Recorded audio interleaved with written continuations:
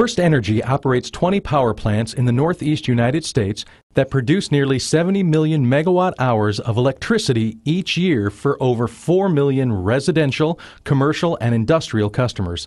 Over half of First Energy's electricity is produced by using coal, compared to about 60% nationwide. Let's see how electricity is generated from coal by taking a virtual tour of a coal-fired power plant, similar to those operated by First Energy. This plant has 3 generating units that produce more than 2,000 megawatts of electricity. At full capacity, this one power plant can produce enough electricity to supply the needs of 1.5 million homes and businesses. Generating electricity requires a fuel source. At this plant, the fuel source is coal, which arrives mainly by a barge but also by rail and truck. Each barge delivers 1,500 tons of coal, enough to keep the plant running for a couple of hours. The plant uses about 21,000 tons of coal each day, so over 1 million tons of coal is stockpiled next to the plant. A device called a stacker reclaimer scoops coal onto a quarter-mile long conveyor that can transport up to 900 tons of coal into the plant each hour.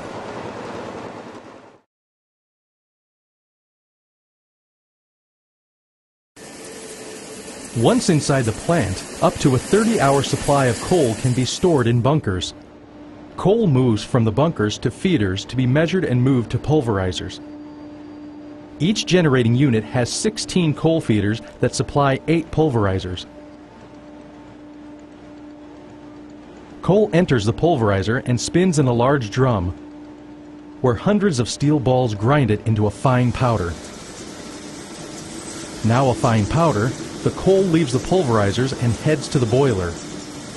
About 335 tons of coal can be pulverized per hour.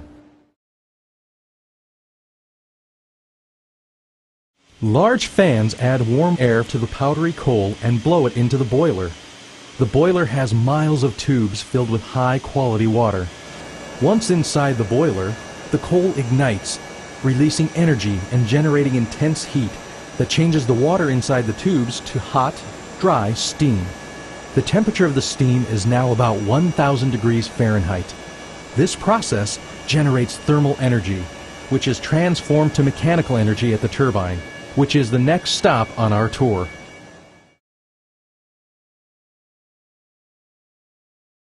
High-pressure steam, now 1,000 degrees Fahrenheit at 3,500 pounds per square inch, is piped from the boiler to the first in a series of turbines. Here it expands between layers of turbine blades mounted on the turbine shaft. The steam loops back to the furnace, then onto the second turbine. In this process, the steam turns the series of turbines 3,600 revolutions per minute, providing power to the generator, the last in the series of machines. The generator continuously creates an electrical charge of 34,481 amps at 18,000 volts of electricity. From here, the electricity leaves the plant and begins its journey to customers.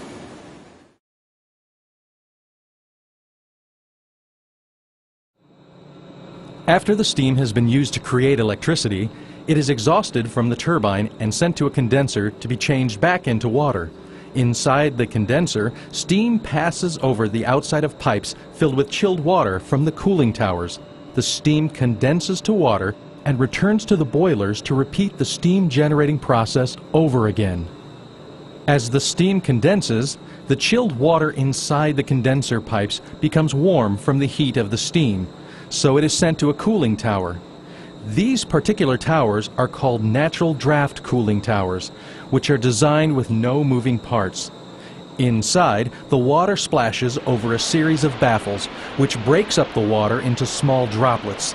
These droplets mix with air from the open bottom of the tower, evaporating some of the water and cooling the rest by as much as 27 degrees.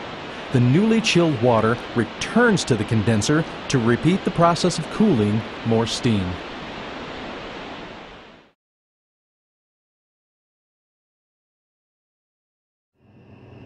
Since 1971, First Energy has spent more than $5 billion on environmental protection.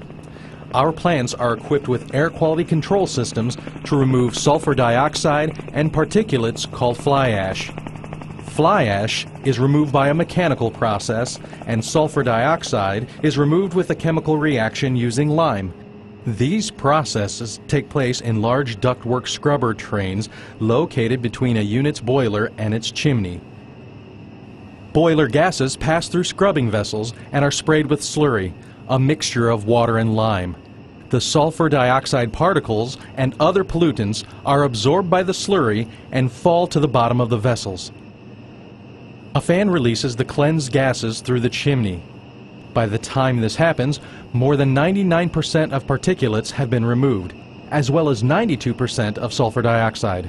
A plant similar to this one can remove over 400,000 tons of sulfur dioxide each year.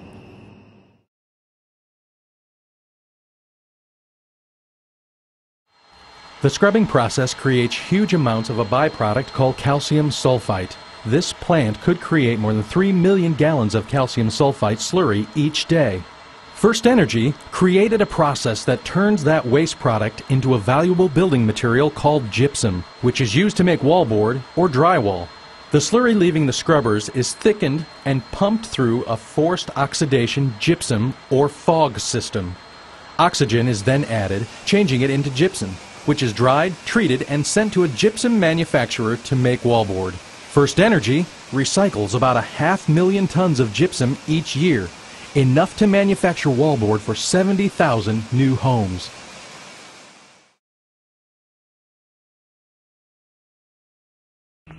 Precipitators are another method of extracting coal ash, also called fly ash, which can be recycled or deposited in landfills. This mechanical process extracts fly ash left over from the combustion process. These poles, called wrappers, shake fly ash from a vibrating wire. Gas from the furnace containing fly ash flows into the box.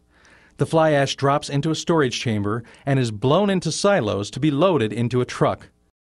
Fly ash from First Energy plants is used in manufacturing a variety of products, including concrete, grouting, roofing shingles, granules, and anti-skid road materials.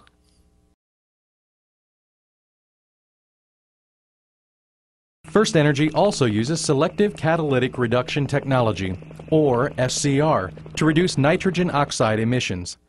SCR systems work much like a catalytic converter on a car. Flue gas containing nitrogen oxide emissions from the combustion process is mixed with ammonia. The mixed gases travel through a series of catalytic layers, which causes the nitrogen oxides to react with the ammonia. The reaction converts the nitrogen oxides to water vapor and pure nitrogen, a benign chemical that makes up 80% of the air we breathe. Both elements are returned to the environment through the station's stacks. Now that we've taken a look at how electricity is produced and some of the environmental control protection systems used at our plants, let's take a look at how the electricity is delivered to our homes and businesses. Transformers located just outside the plant boost the power from 18,000 volts to 345,000 volts, so it can travel long distances over transmission lines to where it is needed. Substations located along the path reduce the voltage so it can be moved along distribution lines attached to the utility poles.